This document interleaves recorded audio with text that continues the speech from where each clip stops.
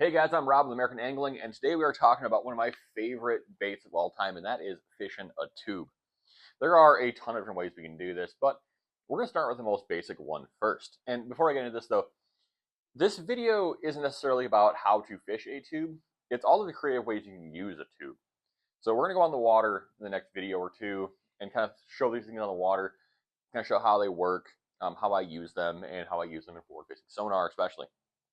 So let's dive into this. We're going to start with the most basic tube rig out there. That is just, a tube jig and a tube itself.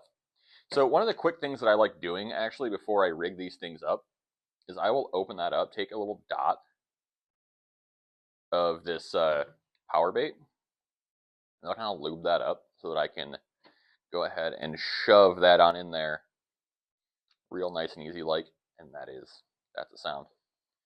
So that is the basic tube jig. Now we also have a pretty basic weedless tube, which is an EWG hook, depending on the size of your tube, mesh appropriately. This gets fed on, turned on up there, and obviously with line, you can go ahead and be a little less specific with this. So climb up the line, and then you've got a weedless tube.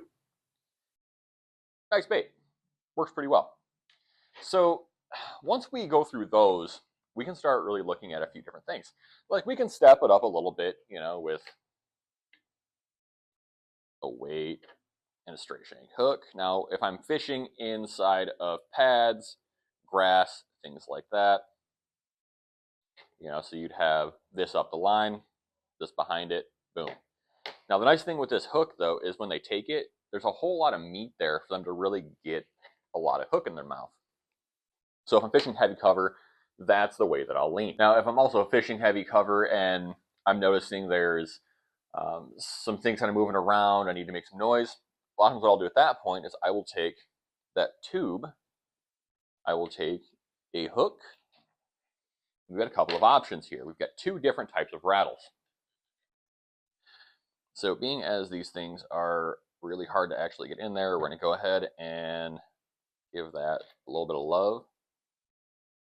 Shove that tube rattle on up in there. And with that shoved in there, good and deep, you can take your hook, pop it through,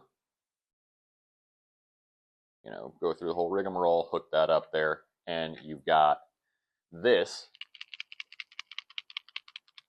for a rattle system. Now, if you go ahead, and extract that, which now this whole thing is super slick. All right, so with that out, we can go ahead and take our standard style that you put on like a jig or a spinnerbait.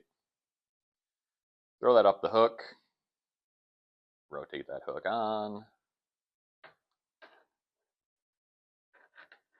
do your thing, and now you've got some options. So that is kind of the deal with the tubes and the rattles. Now, this is where things can kind of get interesting. This is where things kind of change. We're fishing a lot of these things depending on, different depths, usually mid-water column or down deep, dragging, things like that.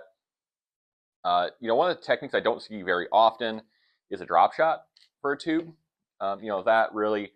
That just looks like your standard drop shot rig with a little bit bigger hook, something along those lines, something that fits that tube nicely. I like a little bit less weight because the tube itself has quite a bit of weight in it usually. And that gets you that nice, couple feet off the bottom presentation. So using that drop shot weight, we've got a few different ways we can use this thing. So what we can do is we can take a snap ring, a hook, and the weight, and thread that all together, and we've got a Z-rig.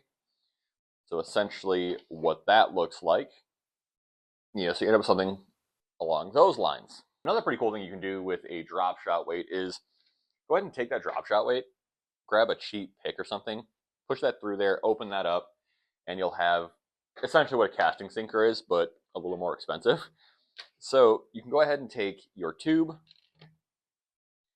get your hook ready, open up them tentacles, That'll do ya. Drop the weight in there, and then you're going to want to kind of pinch that weight so that it's here at the end.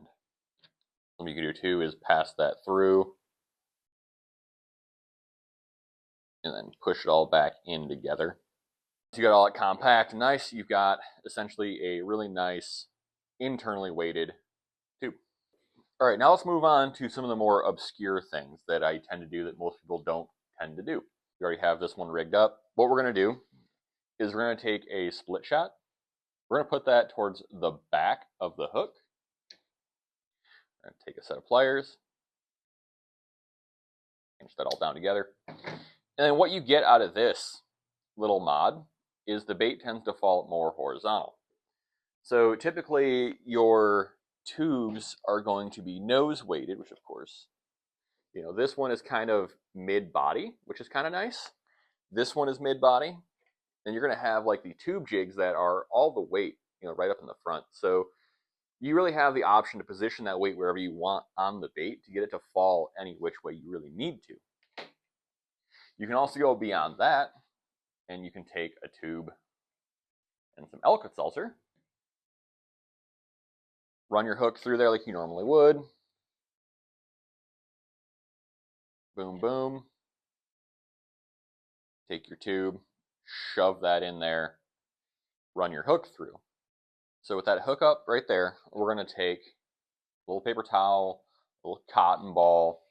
We're going to put some attractant on it, let that sit, let it soak. Then we're going to go ahead and we're going to add that to the tube along with the Alka-Seltzer. So now that it has the bubble, it's got the scent, it's got some weight, it's a really well set up system. Now, let's say you're doing this, right? But you're burning through just a bunch of tubes and you don't want to just toss those things. There's a couple of ways, well, 3 ways really that I fish these things. Is I'll take my tube, you see this one's all sorts of borked on the nose. We're going to take this again, give it just a little bit of love. We're just going to run that tube right over the top of that buzzbait. Notice that it's not exactly easy to get on, which is not a bad thing because that means it's hard to get off. Now the thing with this is it gives you a nice flat bit for skipping. It gives you a lot of body. It gives you a lot more resistance in the water. Now that also works and applies for this one. Use the Tube Jig spinnerbaits. Now what's really cool is you can mix and match all of these and do all sorts of different things. So comment down below and let me know what you guys are doing with tubes, what I may have missed, and maybe I'll see you guys in the water. Have a good one.